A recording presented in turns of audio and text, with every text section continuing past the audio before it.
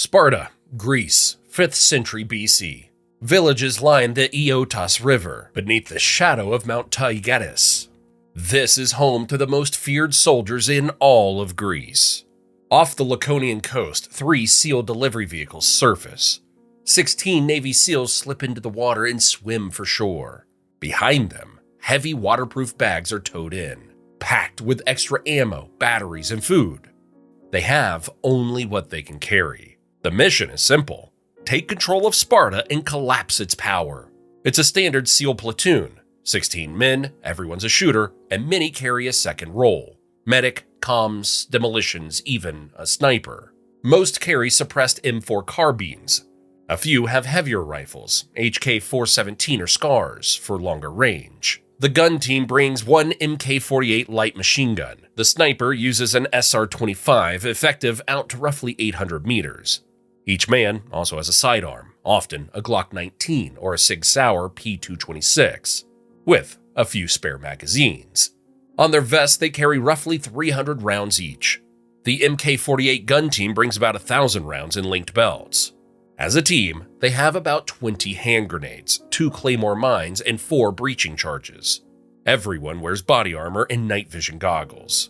The supply bags hold a couple thousand rifle rounds, extra MK-48 belts, spare batteries, medical supplies, water filters, and about 80 kilos of food, barely enough for 5 days.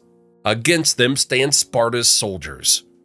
At the core are the Spartiates and the Royal Hippias, professional warriors drilled since childhood. They fight as heavy infantry, armed with long spears called dori and round shields known as aspis. Most wear bronze helmets and shin guards, some with chest plates. But their true strength is discipline, the phalanx, a wall of shields and spears that moves as one. Backing them are the perioikoi, free non-citizens, and helots, enslaved people who can be forced into service. The SEALs have the advantage of modern weapons, but that comes with a timer, ammunition. In intense fighting, they can burn between 2,000 and 4,000 rounds in a day, only enough for a few heavy fights before the magazines and belts are nearly empty. If they slow the pace, the stock might last 10 days. Batteries for drones and night vision give them about a week unless strictly rationed. The thing is, Sparta isn't a fortress with walls. It's really just a scatter of villages connected by lanes and river crossings. The Acropolis is just a rise of ground with a temple, and the Agora, the marketplace, serves as the city's heart. That open layout makes the place easy to slip into, but it also means defenders can rally quickly. In the first hour, maybe a few dozen of the royal guard and a couple hundred Spartiates near the kings. By dawn, that could rise to 300 or 500. By midday, with farmers and men from nearby villages rushing in, closer to 1,000. Within a few days, allies from the Peloponnesian League would appear. The SEALs don't have weeks of ammunition. What they do have is night vision, something no Spartan can match. So for them, the choice is clear. The action has to happen at night. The first move is all about speed and surprise. From the beach, it's still a long inland push, about 23 miles. The SEALs move carefully through olive groves and low stone walls, guided by small drones overhead scanning for patrols or watchfires. With full gear and silence the priority, that distance takes about 10 to 12 hours. Their goal is simple: remove Sparta's leadership before the city can react. The king's quarters and the ephors' houses sit near the Acropolis and the Agora. They're guarded by the Royal Hippias and soldiers posted on watch. They pause at the edge of Sparta. If one guard shouts, the plan fails right there. Drones watch the rooftops and streets for patrols and watchfires. Small teams slip along alleys and behind low walls. Sentries are neutralized quietly with suppressed rifles and close-in takedowns before any alarm can be raised. Getting through doors is straightforward. If a gate's open, they slip inside. If it's barred, the breacher uses a small charge or pry tool, whatever makes the least noise. The sniper covers exits to stop any Spartan counterattack. Then, it goes fast. The teams clear the rooms, tie up the captives, and bring them to a meeting spot where everyone regroups. Mission successful? Well, only partly. At dawn, the captured leaders are dragged into the marketplace. The MK-48 machine gun is set up to cover the square, with snipers watching from above. The SEALs shout their terms in broken Greek. Lay down your weapons, follow orders, bring grain. Anyone who tries to charge is neutralized fast. Just enough to show who holds power now. From there, survival means digging in. 16 men can't hold a city by running through it. They have to turn streets and bridges into strongpoints because they know Allied reinforcements could come within days. Carts and grain sacks become barricades. Claymores are placed along the likely approaches. The nearest bridge is covered by the machine gun, while another is wired with explosives but left standing as bait. Control of lifelines comes next. The granary and wells are seized. 2 seals guard the river crossing. Food becomes currency. You eat what you control and you trade bread for silence.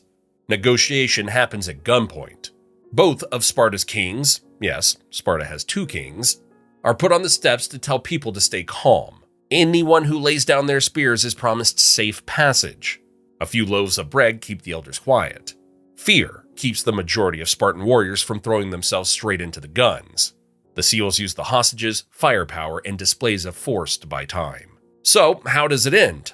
Well, there are basically 2 possible ways. One is that the seals really pull it off smoothly. The night raid works, both kings are dragged from their quarters, and the ephors, the 5 magistrates who run Sparta day to day, are taken alive. At dawn, the city wakes to find its entire leadership tied in the agora under the eye of guns. That shock alone could freeze Sparta in place. For days, maybe close to a week, the seals truly control the city. They might even try to install a puppet ruler and demand obedience through him. But cracks form fast. They start running low on ammo, food, and batteries. By day 5 or 6, allies from the Peloponnesian League are already marching, with thousands of warriors just days out. The seals are only able to hold power if they're receiving new supplies and direct support in establishing a new regime. The other path starts badly. A sentry spots them, and the first fight burns through too many magazines and grenades.